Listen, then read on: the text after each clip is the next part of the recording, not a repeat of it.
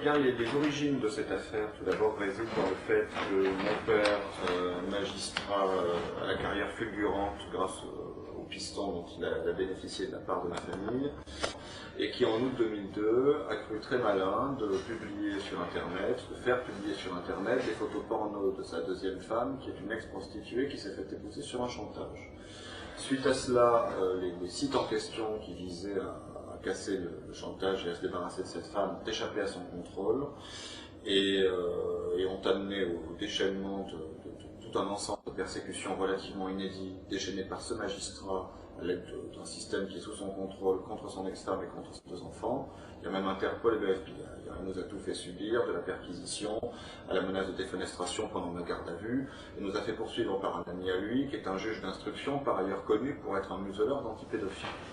Excuse-moi de t'interrompre, tu viens de prononcer menace de défenestration. Ça veut dire que pendant la garde à vue, tu as été menacé de mort? Tout à fait. Par qui?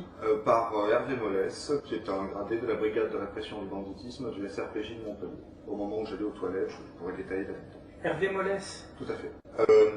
Mais ce qui se passe, c'est que cette affaire de fesses sur Internet, qui est quand même une affaire grotesque, qui est prétexte à nous garder dans le collimateur, qui a été prétexte à fouiller notre maison et à nous faire subir des interrogatoires serrés pour savoir ce que nous savions des activités de mon père au cours des 2 dernières décennies, ce qui était en fait le véritable enjeu de tout ce déchaînement. Cette affaire grotesque, donc, disais-je, n'est que l'arbre qui cache la forêt, puisqu'elle a amené à la découverte d'un volet de l'affaire Allègre qui normalement aurait dû rester secret à tout jamais et qui a éclaté suite au fait que mon père, lorsque ces sites ont échappé à son contrôle, se sont retrouvés entre autres dans le magazine d'entrevue, plus tard dans François, a été saisi de panique, a fait chanter les mauvaises personnes, a obtenu par ce chantage à la fois des garanties écrites d'impunité offertes par la chancellerie et par le garde des Sceaux Dominique Perben, et donc s'est retrouvé par la suite terriblement menacé de mort par les forces qu'il a essayé de faire chanter, c'est-à-dire tous ses petits amis du système, et donc suite à cela veut nous déballer tout ce qu'il savait au sujet de ce fameux volet secret de l'affaire. Donc j'en étais à ce volet de l'affaire Allègre que nous n'aurions jamais dû connaître et qui serait normalement resté secret à tout jamais et qui a éclaté suite à un enchaînement d'événements que mon père ne contrôlait plus du tout. Craignant que ces sites internet ruinent sa carrière, surtout à partir du moment où ils ont été repris donc par certains médias de presse écrite, outre les garanties écrites d'impunité qu'il a obtenues de la part de la chancellerie et de Dominique Perben en personne, il n'a pas pu résister à utiliser ses méthodes habituelles de maître chanteur. Notre père est quelqu'un qui depuis plusieurs décennies était comme un dragon sur un tas de dossiers compromettants, de documents de toutes sortes, dont des photos qu'il s'était ménagées au cours de ces dernières années. Notre père est venu nous trouver à Toulouse alors que nous étions encore étudiants pour nous dévoiler ce que nous racontons d'ailleurs dans les interviews qu'ont publié les différents sites internet mentionné en introduction, c'est-à-dire l'existence d'un groupe secret de gens de pouvoir de tout type de milieux, la politique, la finance, on nous a parlé de gens des milieux médicaux, même universitaires. Ce groupe secret recrutait beaucoup dans les milieux judiciaires et même les policiers haut gradés étaient très appréciés. Et il s'agirait d'un groupe secret dont les activités consistent à mener des sortes de cérémonies dans le plus grand secret, où l'on conjugue des pratiques aussi étranges et uniformément dégoûtantes que la sexualité de groupe, la scarification. Il a évoqué devant nous des images vous faire drécher les cheveux sur la tête. Il nous parlait de chair calcinée, de brûlures de cigarettes, de chair transpercée. Il nous disait que les personnes qui étaient torturées, parfois tuées à l'occasion de ces séances, déjà les personnes tuées n'étaient jamais consentantes, et que parmi les personnes torturées, il y avait des malades qui réclamaient ce genre de traitement, et puis des personnes non consentantes, parfois des enfants, qui étaient d'abord torturés puis mis à mort, le tout filmé, faisant l'objet d'un trafic de cassettes vidéo illégales qui s'échangerait à des prix fous sous le manteau.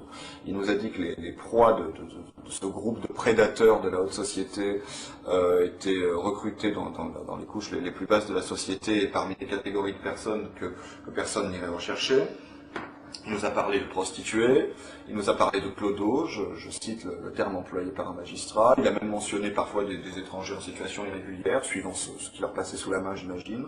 C'est-à-dire des gens qui soit ont rompu des liens avec leur environnement, soit n'ont pas d'existence légale, c'est ce qui est le cas justement d'étrangers en situation irrégulière, et donc en tout cas des gens que personne ne va aller chercher, ou à propos desquels toute enquête sera plus ou moins vouée à l'échec dès le départ.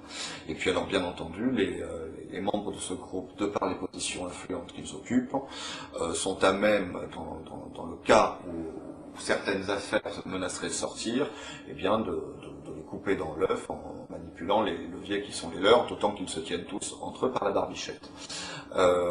Donc ce qui se passe, c'est que notre père se sentait sa vie terriblement menacée, parce que au moment où il a cru que sa carrière était ruinée du fait des fuites qu'il avait eues à propos des sites internet, qu'il a fait pareil sur sa deuxième femme. Il a fait pression sur Dominique Baudis, qui était un de ses amis personnels, pour s'assurer que cette affaire ne sorte jamais dans les médias audiovisuels. Et il est vrai que le pressbook que nous avons réuni contient des articles de presse écrites, mais que c'est très tranché. Les médias audiovisuels, pourtant prévenus,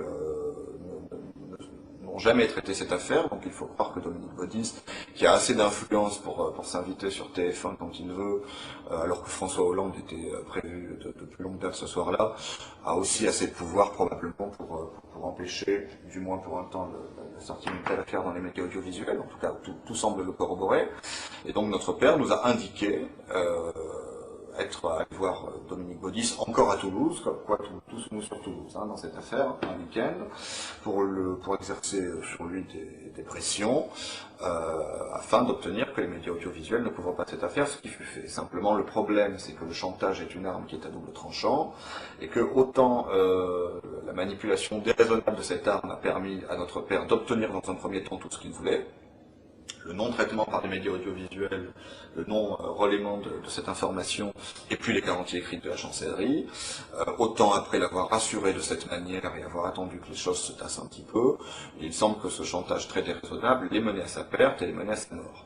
Donc il y a eu trois entrevues. Notre père savait où nous trouver. À Toulouse, il savait que nous étions étudiants, il avait nos certificats de scolarité.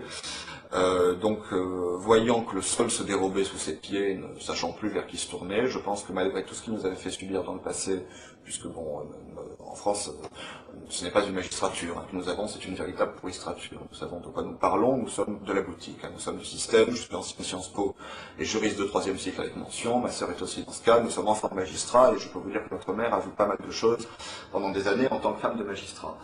Notre père était un homme qui a été transformé en monstre par ce système qui fabrique des monstres. Oui, les nouveaux inquisiteurs, ceux qui se posent en moralisateurs de la société, sont en fait des gens qui n'ont pas de leçons à donner à un quelconque malfrat. Voyez-vous, les criminels, au moins, ont un code d'honneur, à ce qu'il paraît, ce qui n'était pas le cas de mon père, qui a jugé les autres à haut niveau pendant des années, puisqu'il était président de chambre de cour d'appel. Donc, voyant le sol se dérober sous ses pieds, voyant qu'il avait lancé une machine infernale qui se retournait contre lui et qu'il ne pouvait plus arrêter, notre père s'est en dernier ressort tourné contre ses deux enfants, il est piteusement revenu vers nous. C'est ce qui a donné lieu à 3 longues discussions qui sont allées crescendo d'ailleurs, puisqu'il nous a raconté de plus en plus de choses et devenait d'ailleurs de plus en plus nerveux au fil de ces 3 discussions. Il se sentait menacé, ce qui apparaissait déjà en filigrane dès la première discussion. Il nous a dit dès la deuxième qu'il était carrément menacé de mort. Par la suite, il a passé toute une nuit à brûler des documents et des photos. J'ai bien dit toute une nuit, pas simplement 1 heure, et apparemment il fallait à tout prix brûler ces choses. Ni la poubelle ni le broyeur n'étaient suffisants. Nous ne savons pas s'il a brûlé tout ce qu'il avait en sa possession, mais il en a brûlé en tout cas au moins une partie substantielle, et sa motivation pour cela était apparemment de sauver sa tête. Il a estimé que les personnes qui auraient intérêt à se débarrasser de lui pourrait peut-être cesser d'en vouloir à sa vie s'il se débarrassait de ses cartouches, et il semble en fait que ce soit le fait pour lui d'avoir brûlé ses vaisseaux de la sorte, de se débarrasser de ses dernières munitions, qui a justement amené ces gens-là à passer à l'acte. Donc ce qui se passe, c'est que rien n'est normal à propos de la mort de notre père. Il est mort le 22 février 2003, nous sommes aujourd'hui en septembre 2005. Depuis tout ce temps-là, nous n'avons cessé de remuer ciel et terre pour savoir la vérité sur la mort de papa. Elle est indéterminée et indéterminable. L'acte de décès ne mentionne aucune cause du décès, ni l'intervention d'aucun médecin. On dit simplement qu'une personne qui travaille dans une entreprise de pompes funèbres a constaté qu'il était mort, on l'a aussitôt mis en boîte et au feu. Nous n'avons jamais été prévenus de la mort de notre père, nous l'avons appris que par la suite, alors qu'il était trop tard pour... Sa deuxième femme nous l'a délibérément caché. Nous l'avons appris que par la suite, alors qu'il était trop tard pour assister aux obsèques, il a été incinéré en toute hâte le jour même des obsèques, hors de l'observation des règles légales et réglementaires qui doivent présider à la crémation d'un corps, qui vise justement à faire en sorte d'éviter que l'on se débarrasse d'un cadavre suspect.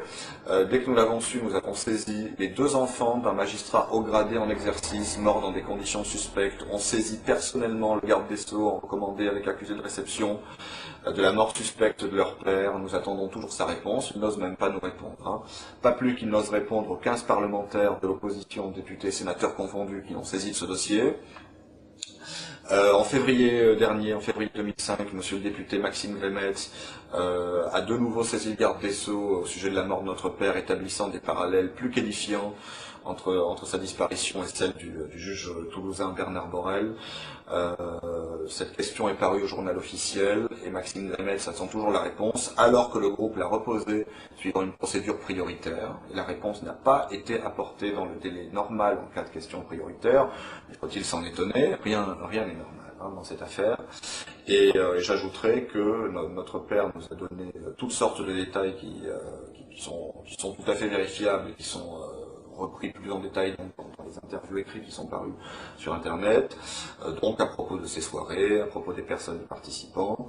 Et d'ailleurs, bon, cette interview est accompagnée de schémas qui sont plus qu'édifiants et qui prouvent que notre père et sa clique sont le chaînon manquant qui permet enfin de tout éclairer dans l'affaire Allègre. Ce dont tout le monde se doute, c'est qu'il y a derrière l'affaire Allègre beaucoup plus de vérité que ce que l'on a bien voulu dire. On a tout fait pour dégonfler le plus artificiellement du monde une affaire qui promettait d'aller très loin et pour refermer cette boîte de Pandore. On a tout fait pour discréditer les prostituées, de même pour le gendarme Roussel qui avait entamé une véritable quête de vérité qui doit être menée à son terme.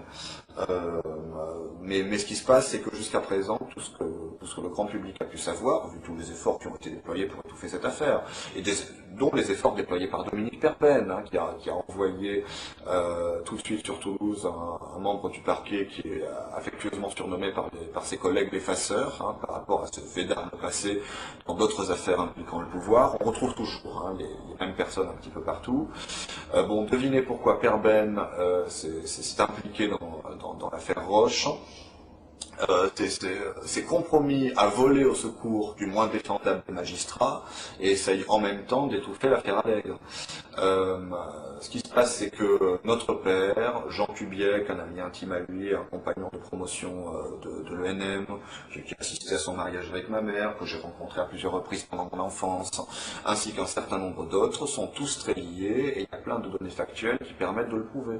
Je pense par exemple à un ensemble de faits entre mille. Le couple Ignacio, le mari étant cité dans le dossier Allègre, est un couple qui s'est connu alors qu'ils étaient en poste au Havre, et mon père était leur supérieur, et beaucoup plus haut puisqu'il officiait à la cour d'appel de Rouen, donc dans le même ressort de cour d'appel, et c'est là qu'il les a connus. Kubiek a été à la fois le supérieur immédiat de Bourraguet et le subalterne immédiat de Wolf. Il est aujourd'hui encore le supérieur immédiat de Bourraguet, si je ne m'abuse. Je n'ai pas mon schéma sous les yeux.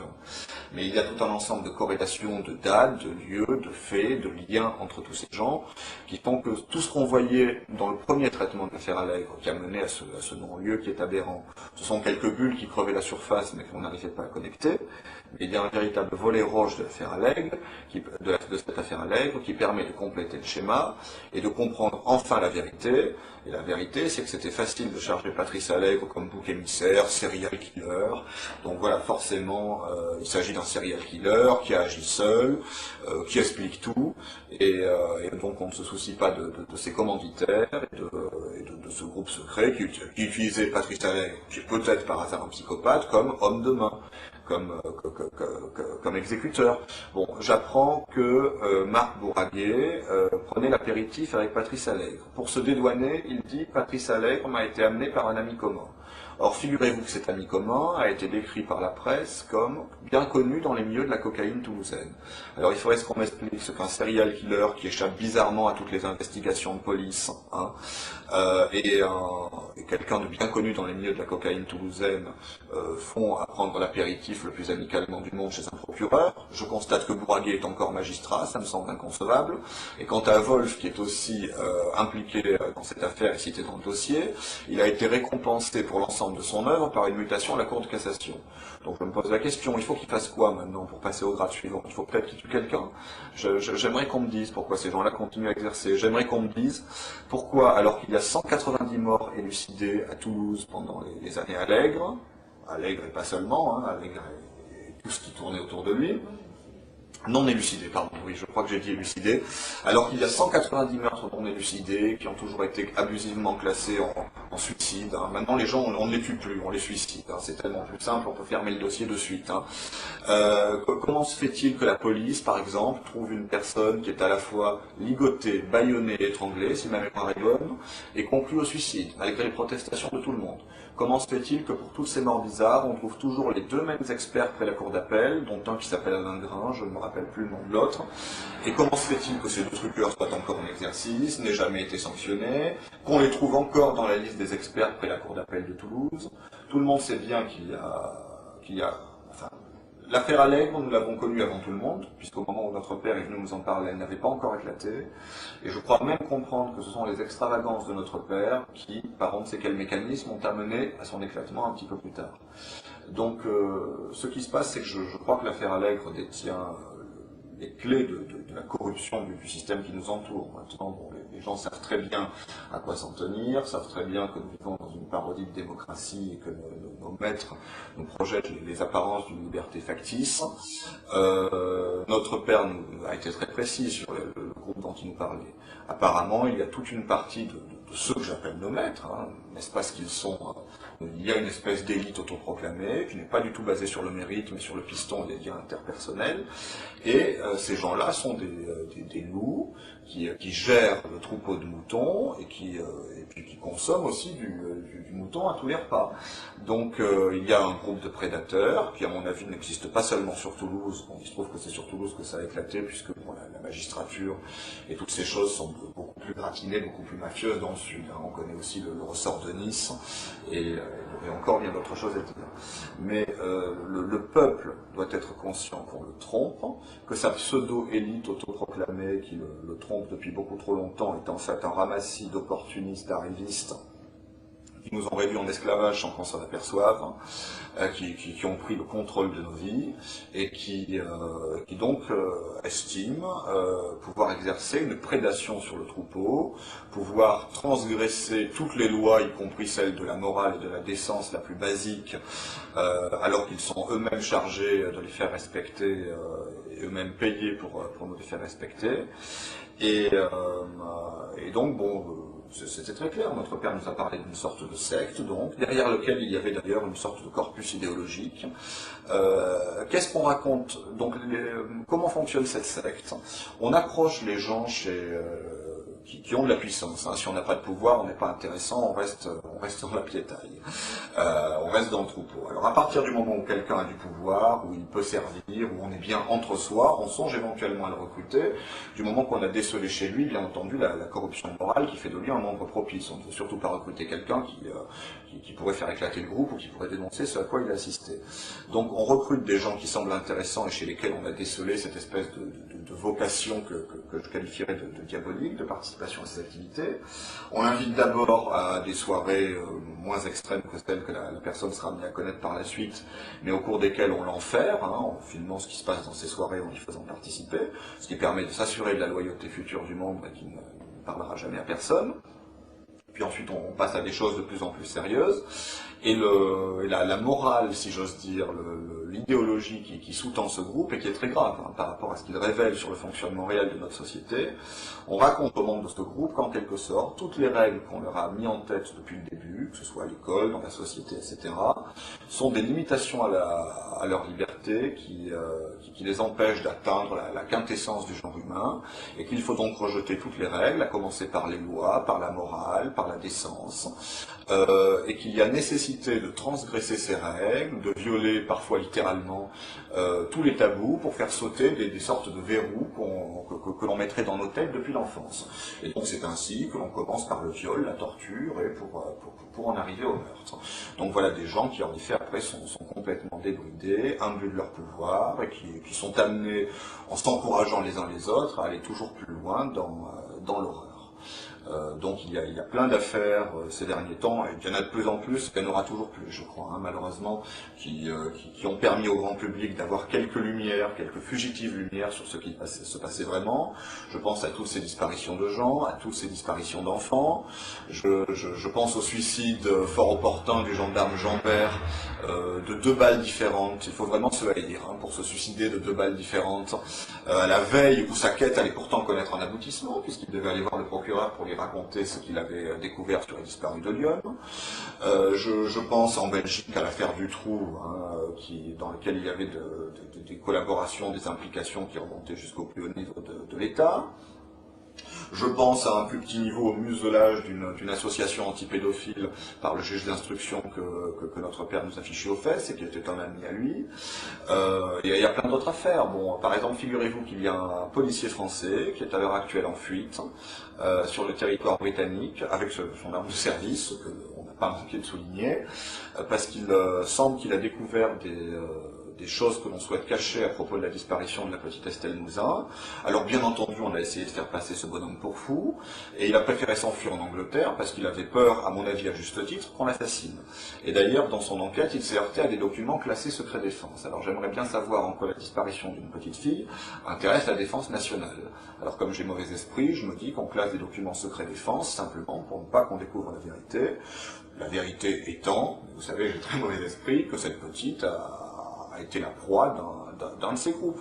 Donc voilà, c'est le réseau, bien entendu, qu'entre magistrats et entre policiers, même si tous les magistrats, même si tous les policiers n'appartiennent pas à ce groupe, il suffit qu'il y en ait quelques-uns qui soient bien placés, bien entendu, pour dévier une enquête, et toujours nettoyer les preuves, et s'assurer que l'on ne remonte jamais jusqu'au loup qui nous gouverne.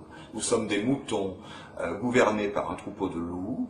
Notre mère a pu voir à l'époque, quand elle assistait à des repas de magistrats où on discutait la veille ou l'avant-veille d'un procès, de comment mon père allait truquer le procès du lendemain, elle était ressortie de ces repas entre nos tables, déjà, avec la ferme impression que nous ne sommes tous que des moutons comparaissant devant des tribunaux de loups quand on nous traduit en justice, en tout cas quand les affaires ont une quelconque importance. Et ce qui nous motive aujourd'hui, nous avons une double motivation aujourd'hui à dévoiler la vérité, en sachant que nous n'avons pas la moindre confiance ni en la justice, ni en la police, ni dans le système judiciaire. Hein. J'insiste très lourdement sur le fait que nous les connaissons beaucoup trop pour avoir la moindre confiance en eux. Alors il y a parmi eux des individus vertueux, je pense par exemple au gendarme Roussel. Il n'y a pas que lui, hein. Il y en a certes plein d'autres, mais le système est beaucoup trop gangréné. Vous savez, il suffit de mettre une pomme pourrie dans un panier pour que tout le panier soit très bientôt pourri. Hein. Les pourris se font avancer les uns les autres, se cooptent entre eux au niveau supérieur et s'arrangent toujours pour verrouiller le système. Hein. Ils ont des méthodes technocratiques terriblement efficaces. Et ils ne laissent rien au hasard, eux, alors que les individus qui poursuivent la quête de la vérité sont bien trop souvent isolés ou mis à l'écart. Donc, primo, sachant que, même si je pense que c'est la révélation devrait rouvrir le dossier, je pense que le système lui-même nous mettra tous les bâtons dans les roues, mettra tous les bâtons dans les roues des chercheurs de vérité pour arriver jusqu'au bout. Et c'est pour cela que tout cela doit se passer sous l'œil du peuple et qu'il faudra vraiment pousser à la roue si on veut que les choses avancent. Elles n'avanceront pas d'elles-mêmes très loin de là, puisque tous les obstacles seront placés. Mais cependant, je pense qu'il y a vraiment quelque chose à faire et nous poursuivons un double but. Tout d'abord, à titre un petit peu égoïste quelque part, mais c'est quand même notre droit le plus strict. Nous avons bien compris que nous ne saurons jamais la vérité à propos de la mort de papa si nous ne disons pas nous-mêmes toute la vérité qu'il est venu nous dire au dernier moment. Alors, certes, nous ne pouvons garantir à 100% la véracité de tout ce qu'il nous a dit. Il est vrai qu'il devenait très nerveux sur la fin. Mais cependant, voilà le témoignage d'un magistrat qui devrait être largement pris en compte, et pour notre part, nous sommes sûrs nous sommes absolument certains, à titre personnel, de la véracité de l'écrasante majorité de ce qu'il nous a dit. Peut-être peut-il qu'il forçait le trait sur tel ou tel aspect. Quand bien même cela serait le cas, la réalité restante reste quand même on ne peut plus terrible. Et puis d'un point de vue plus altruiste, je pense que cette affaire est l'occasion idéale de faire œuvre de salubrité publique. Tout le monde sait très bien que notre système est corrompu jusqu'à la moelle, aurait grand besoin d'un coup de balai, mais bon, il sait faire taire les opposants, à coup de procès, à coup de contrôle des impôts. Notre père magistrat pouvait faire taire le contrôle des impôts à qui il le voulait, hein. Il ne s'en est jamais privé. Donc le système a des anticorps contre la vérité, contre ceux qui... si vous voulez, c'est un petit peu comme si une maladie avait pris le contrôle d'un corps, et donc décidé de lutter contre tous les remèdes qu'on souhaiterait lui appliquer. Bon, la gangrène en est arrivée à un tel point, et une fois encore nous savons de quoi nous parlons, que le système lutte de toutes ses forces contre ceux qui souhaiteraient le rationaliser. Cependant, il semble que cette affaire est en effet une occasion unique par tout ce qu'il y a en conjonction. Je crois qu'on n'est pas prêt de revoir une affaire où tous les voyants s'allument en rouge de la sorte. Et il semble en plus, alors que normalement personne n'aurait jamais su la vérité, que notre père soit en quelque sorte la ficelle sur laquelle il faut tirer pour dévider enfin toute la bobine et pour que le peuple retrouve enfin ce à quoi il a droit, c'est la vérité. La terrible vérité. Oh, c'est une vérité qui fait très mal, une vérité qui fâche, surtout dans les plus hautes sphères. Mais nous recherchons la vérité et nous n'arrêterons pas tant que nous, tant que vous, tant que nous tous, nous n'aurons pas toute la vérité sur ce qui se passe dans ce pays. Je vous remercie de m'avoir laissé m'exprimer librement sur votre antenne. Voilà, donc ce qui se passe, c'est que cela fait 2 ans, plus de 2 ans et demi, que mon frère et moi-même nous nous battons pour connaître la vérité pour élucider la mort de notre père. Notre père était magistrat et non des moindres, puisqu'il était président de chambre après la cour d'appel de Montpellier en dernier temps, dans les 6 mois qui ont précédé sa mort en fait. Et nous ne parvenons pas, mon frère et moi, à savoir dans quelles conditions notre père est décédé. Nous ne parvenons pas à élucider les conditions de sa mort, et tout laisse à penser que notre père a été assassiné par rapport aux révélations qu'il a fait quelque temps avant sa mort. Il est revenu vers nous pour nous faire des révélations plus que troublantes, et il est vrai que notre frère et moi, nous devions de dire toute la vérité sur ce qu'il nous a rapporté quelque temps avant sa mort, pour nous aussi avoir un espoir de découvrir un jour ce qui s'est passé réellement ce 22 février 2003, jour de sa mort. Donc notre père a commencé sa carrière à Toulouse en tant que substitut du procureur, et c'est à cette époque-là qu'il a noué bon nombre de relations. Il était un ami intime de Don Codis, et il connaissait bon nombre de personnalités ayant été citées dans le dossier Allègre. Et à plusieurs reprises, relativement peu de temps avant son décès, il a souhaité voir ses enfants, ses 2 seuls enfants, pour nous faire, à mon frère et à moi, des révélations à ce sujet-là. Donc il nous a révélé notamment l'existence d'un groupe, un groupe dont l'existence est secrète, composé de gens de pouvoir et de très grande influence. Et il nous a dit ce qui se passait au cours de ces soirées-là. Et peu de temps avant sa mort, notre père se sentait extrêmement menacé dans sa vie, tant et si bien qu'il avait installé son bureau dans la cave chez lui à ce domicile, et se rendait aussi peu que possible à son bureau au palais de justice à Montpellier. Il nous avait dit même avoir peur de se faire shooter, pour employer ses propres termes, par la fenêtre, et était devenu absolument paranoïaque tant il se sentait menacé dans la vie de tous les jours, et a pensé qu'il était plus stratégique pour lui d'opérer certaines révélations sur ce qui se passait dans ces soirées. Voilà. Est-ce que tu peux nous dire qu'est-ce qu'il vous a raconté ce soir-là? À vrai dire, il y a eu 3 rencontres entre mon père et ses enfants, donc moi et mon frère. Et il nous a donné de nombreux éléments qui donnent la chair de poule et qui font froid dans le dos lorsqu'on les entend. Il nous a notamment parlé de sortes de cérémonies et d'une philosophie qui est diffusée dans ce genre de groupe. Une philosophie qui consiste dans le dépassement des limites humaines. Et il nous a raconté comment ce groupe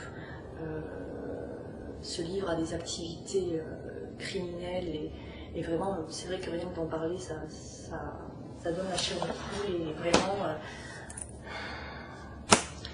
disons que notre père, en faisant ces révélations, a soulevé le voile de quelque chose de terrifiant et il est décédé en février 2003, relativement peu de temps avant que l'affaire Allègre n'éclate au grand jour dans les médias. Depuis que cette affaire a éclaté, bon nombre de personnes ont tenté de discréditer cette affaire et ont discrédité les gens qui souhaitaient faire avancer la vérité. Mais tout le monde sait très bien qu'il y a beaucoup de choses bien réelles derrière cette affaire et c'est ce que notre père nous a dit quelque temps avant sa mort est plus que troublant. Et cette mort est inexpliquée encore à ce jour. Et nous, ça fait 2 ans et demi qu'on se bat pour savoir la vérité. Cela fait également plus de 2 ans que l'on a saisi personnellement par lettre ouverte le garde des Sceaux Dominique Perben de la mort de ce magistrat haut gradé en exercice. Et cela fait plus de 2 ans qu'il ne nous a pas répondu et jamais il ne nous sera répondu. Il y a aussi des parlementaires, députés, sénateurs confondus d'opposition qui ont questionné le garde des Sceaux pour savoir quelle analyse ils portaient sur ce dossier et qu'est-ce qu'ils avaient à dire concernant la mort d'un magistrat en exercice. Bon, le décès d'un magistrat en exercice, ce n'est quand même pas courant, notre père avait à peine 60 ans. Et ça a toujours été l'inertie la plus totale en face. Ce groupe est composé de gens d'influence et qui se protègent entre eux. On ne peut pas y rentrer comme ça n'importe comment, il faut avoir un certain statut pour accéder à ce genre de soirée. Et ce qui s'y passe, pour vous donner une description rapide, c'est qu'il y a toutes sortes de personnes qui sont isolées dans la société et cela peut aller... il y a des clochards ou des gens auxquels personne ne s'intéresse, qui sont isolés de tout le monde et qui sont des victimes dans ce genre de soirée non consentantes. Et notre père nous a parlé notamment de détails terribles, d'images de chair transpercée, de gens brûlés avec des cigarettes et de viols et de films qui sont tournés et qui sont ensuite revendus à des sommes terribles, à des gens qui s'échangent sous le manteau. Voilà ce qui se passe à ce genre de soirée. Et tous ces gens d'influence se retrouvent au nom d'une philosophie qui viserait à dépasser les limites humaines. Dans quel intérêt? Dans quel but? Écoutez, je crois que la psychologie de ce genre de gens est très difficile à percer, mais je pense qu'une très grande perversité morale, une perversion, une grande corruption intérieure anime les gens de pouvoir qui sont dans ce groupe. Est-ce qu'il vous a parlé de sacrifices humains ou de rituels sataniques ou d'autres choses? Il nous a parlé effectivement de rites et comme je vous le disais, de cette philosophie qui n'est pas sans rappeler certains rituels. Est-ce qu'il vous a dit qu'il avait assisté à des sacrifices humains? Notre père était un membre de ce groupe et avait assisté effectivement à ce genre de choses. Il a réalisé. C'est la raison pour laquelle il était à ce point-là terrifié et qu'il se sentait menacé dans sa vie. Parce qu'il savait beaucoup trop de choses sur beaucoup trop de gens qui participaient à ce genre de soirée et qu'il avait notamment de nombreux éléments à ce sujet-là. Est-ce qu'il avait lui-même participé, est-ce qu'il avait réalisé des sacrifices humains? Écoutez, vous savez, le témoignage de notre père, nous l'avons reçu, nous l'avons rapporté de la manière la plus exacte possible. Il nous a dit ce à quoi il avait assisté et ce qu'il avait vu.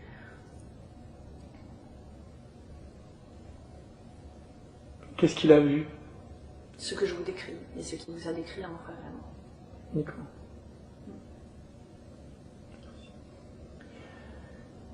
Est-ce qu'il y a d'autres choses que tu aimerais dire? Non. Non, je pense que ça vient en complément de ce que mon frère a déjà dit. Qu'est-ce que tu attends des gens en général, des autorités, si jamais il y a des... C'est la vérité, tout simplement. C'est la vérité parce que nous savons pertinemment que notre père n'a pas connu une mort naturelle et ce que nous cherchons plus que tout, c'est la vérité sur la mort de papa. Elle nous est due. Il y a déjà sur le moment, lorsque notre père nous a révélé tout ça, j'ai perçu très durement. Ça c'est évident. Et je pense qu'aujourd'hui, le fait de le révéler publiquement peut réellement nous aider à découvrir la vérité. Et je pense que ce genre de choses, aussi graves soient-elles, doivent être connues du grand public.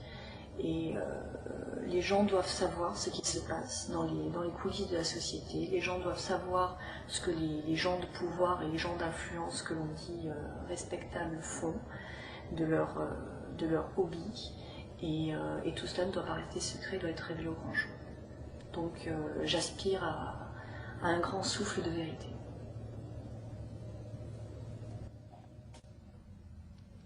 À vrai dire, cette affaire, ce magma m'anime des sentiments les plus divers. Bon, tout d'abord, par rapport à mon père, bon, je n'ai jamais été un tant soit peu animé de haine à son égard, malgré tout ce qu'il a pu nous faire.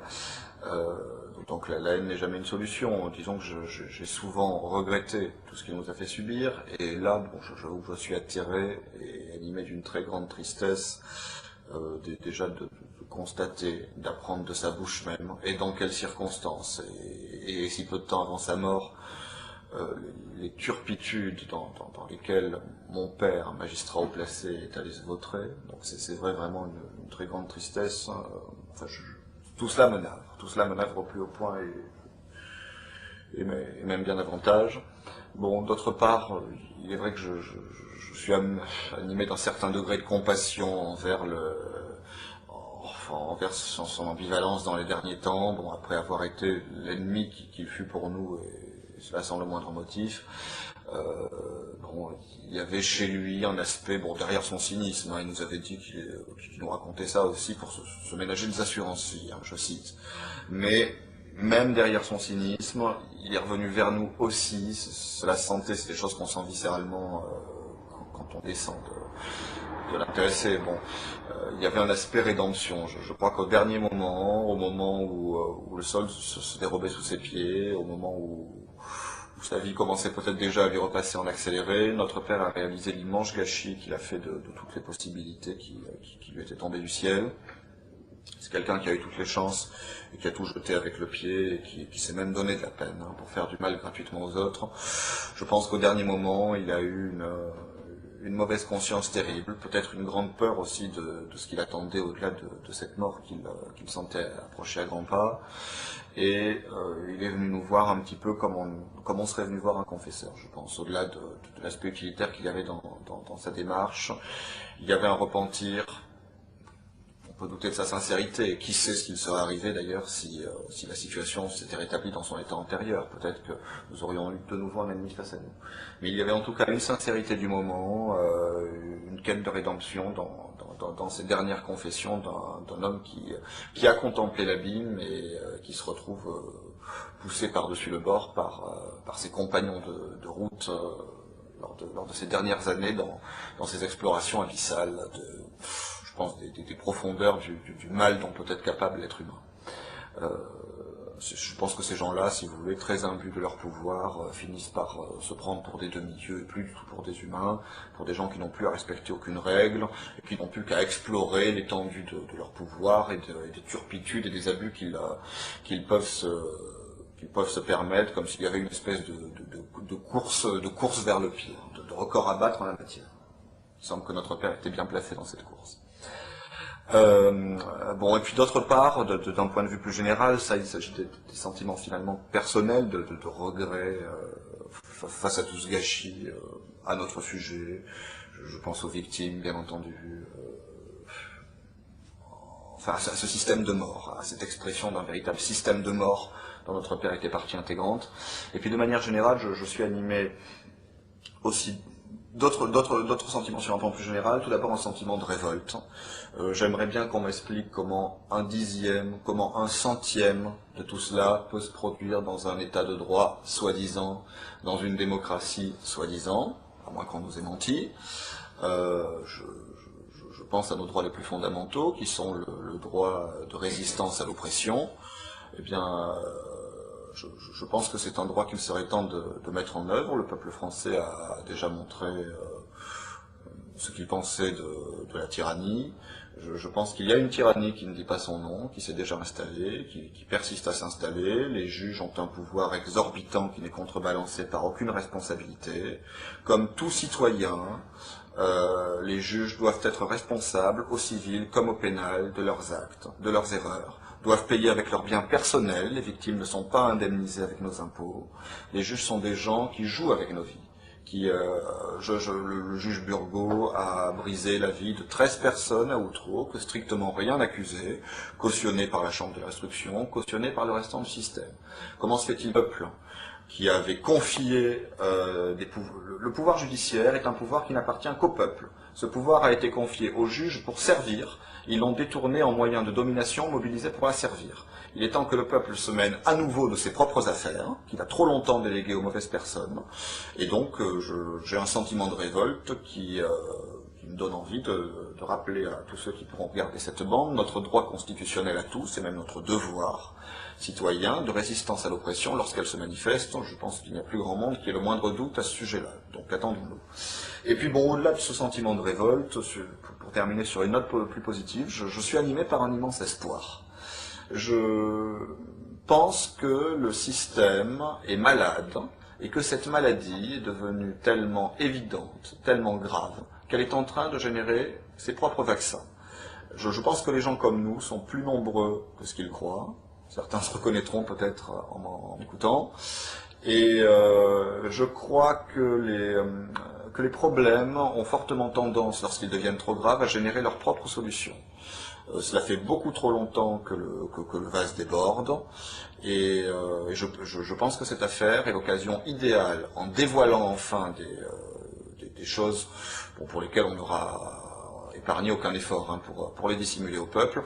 Je pense que la vérité va enfin apparaître en pleine lumière, et que la vérité nous rendra libres. Ce que je crois, c'est que notre société est devenue un théâtre d'ombre, est devenue le lieu d'une imposture. Nous sommes tous un petit peu sur une scène, ne nous doutant pas que nous sommes les héros et surtout les victimes d'une pièce qui est écrite en coulisses.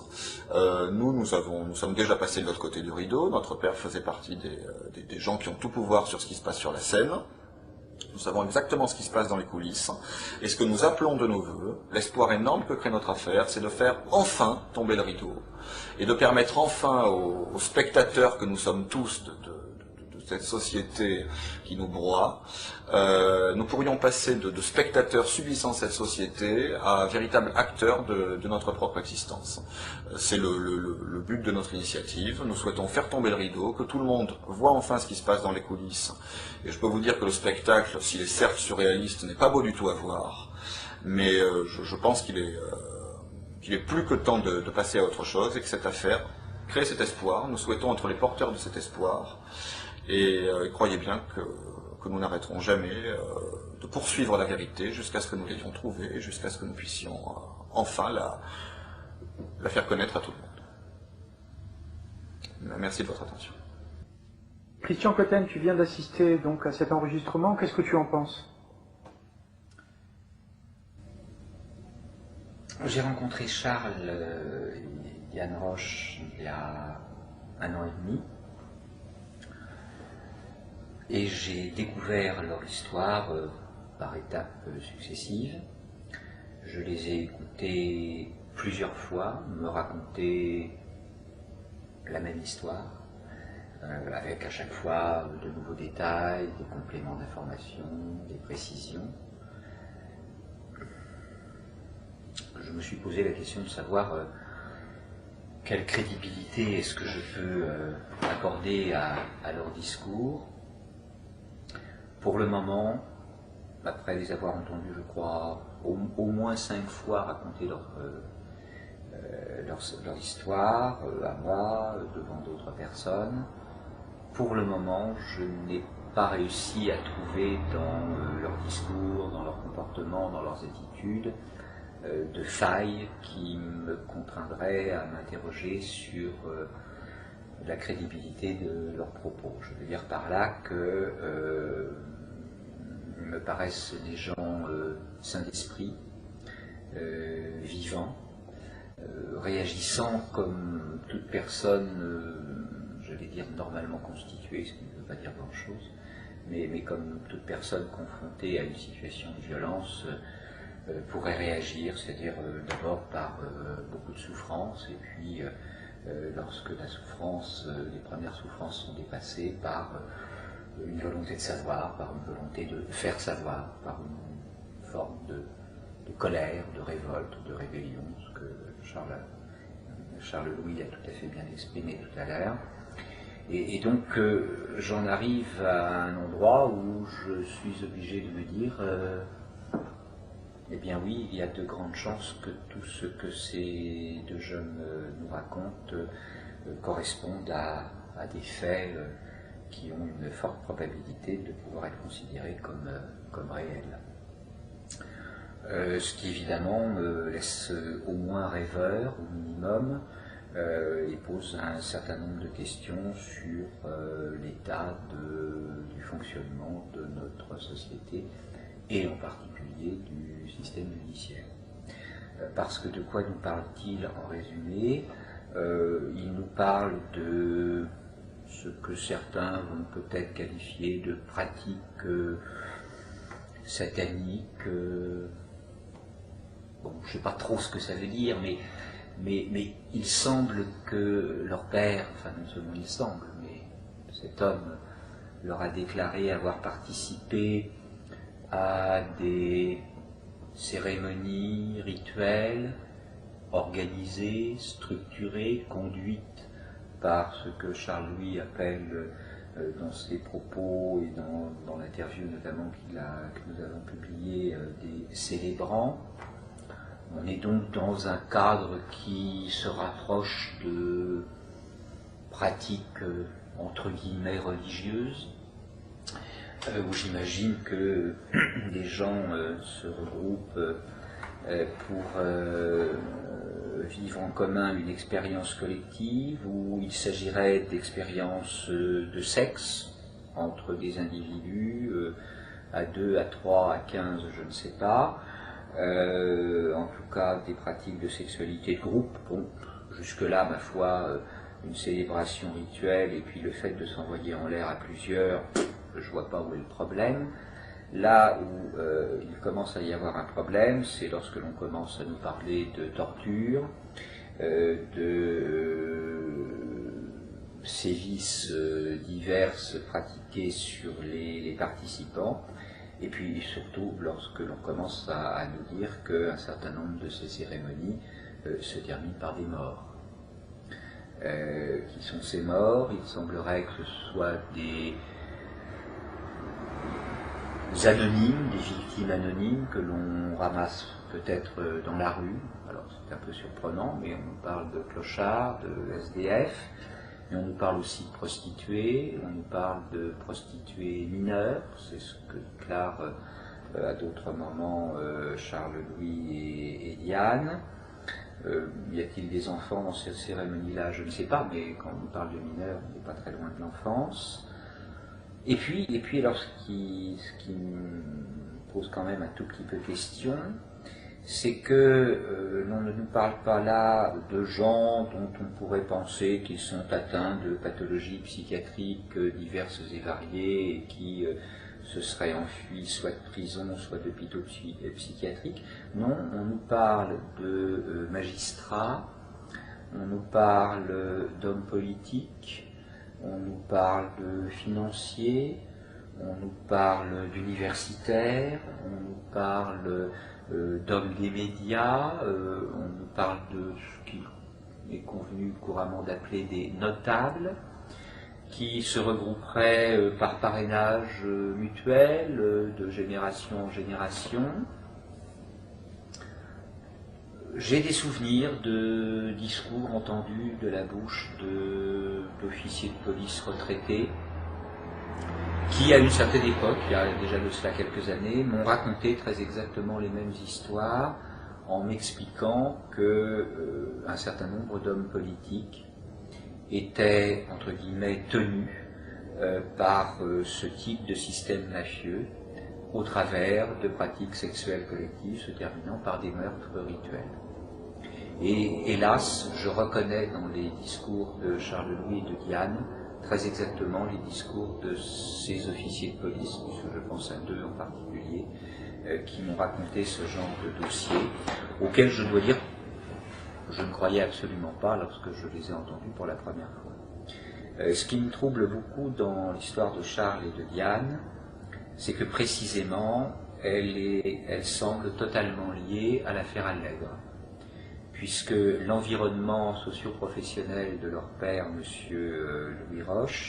Pierre Roche, eh bien, c'est le même environnement socio-professionnel que celui de l'affaire Allègre, c'est-à-dire qu'on retrouve les mêmes noms, les mêmes magistrats. Je ne vais pas les reciter ici, ils sont sur les sites internet où on publie les interviews, tout le monde pourra les trouver. Il y a même des tableaux très détaillés de l'ensemble des magistrats concernés dans ce dossier. On retrouve les mêmes magistrats, on retrouve les mêmes thématiques de discours, on retrouve une seule et même culture. Faut-il rappeler que l'affaire Allègre, Toulouse, c'est pendant une dizaine d'années, sans que l'on puisse attribuer ces chiffres-là à un seul personnage, à savoir M. Allègre, mais Toulouse, c'est 190 meurtres non élucidés sur 10 ans, dont une grande partie ont été maquillés en faux suicides par à chaque fois les mêmes experts que l'on retrouve régulièrement et dont on peut se demander si précisément ils n'auraient pas eux-mêmes fait partie du groupe dont M. Pierre Roche déclare avoir fait partie. Alors, tout ça est un peu étrange, je veux dire. Tout ça est un peu étrange. Où sommes-nous? Dans quel univers est-ce que nous vivons vraiment? Et comment est-il possible que dans ce qui s'appelle une république démocratique, un état de droit, des systèmes institutionnels aboutissent à ce genre de pratique? Là, je n'ai pas vraiment la réponse à cette question, je m'interroge.